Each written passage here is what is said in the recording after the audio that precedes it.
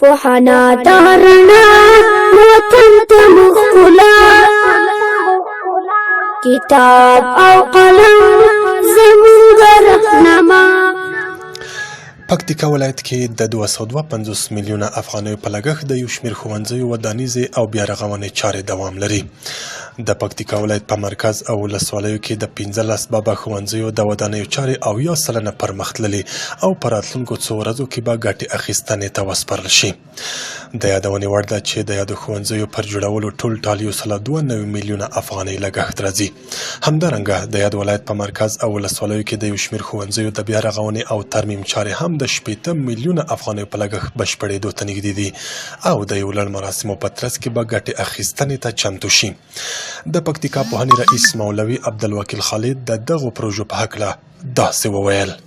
الحمدلله د پکتیکا لپاره د خوشخبري خبره خو څرګنده وه چې موږ د 192 شاوخوا میلیونه افغانیو په اندازه باندې په ټول ولایت کې پروژې لرلې، اساسي تعمیرونه وو چې لله الحمد همدا اوس تقریبا تر 80% پورته شاوخوا د دوی کارونه خلاص شوي دي، نهایي شوي دي. په نږدې راتلونکي کې به انشاءالله دغه مکاتب او تعمیرونه چې ډېر ښه اساسي ډول باندې جوړ شو، ښه نظارت او تعقیب یې وشو، انشاءالله دا به ګټې اخیستنې ته وسپارل شي.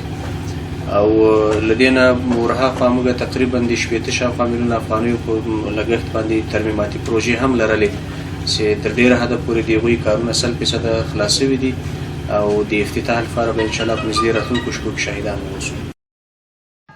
په دغه پروژو کې چې د پوهنې د یو همکار بنسټ له لوري تمویلیږي د نویو درسي ټولګیو رغول، احاطوي دیوالونو جوړول او د نورو برخو ترمیمول شامل دي. د دغه ښوونځیو له جملې څخه یو هم په مرکز ښرنه کې د میر آغا ښوونځی دی چې رغنیزې چارې په بشپړېدو دي. د سیمې خلکو د دغه ښوونځي په جوړېدو خوښي څرګندوي او په هکله یو تن وایي. دغه مکتب باندې موږ ډېر خوشحاله یو چې جوړ شو راته، نو موږ ته نږدې ده، دا زنکان به نږدې راځي مکتب ته او ډېر ښه جوړ شو.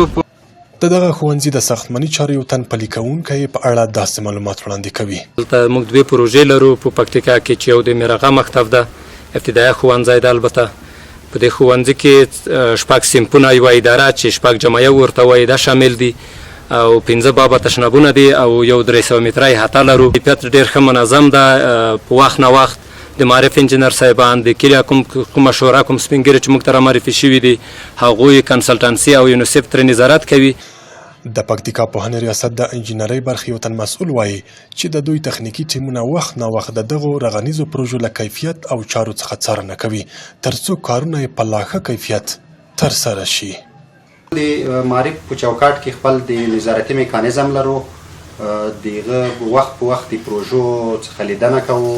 د موږ ټیم انجینري ټیم ډېر فعاله ټیم ده، وخت په وخت باندې ولسوالیو ته د ساختماني کارو د نظارت لپاره ځو.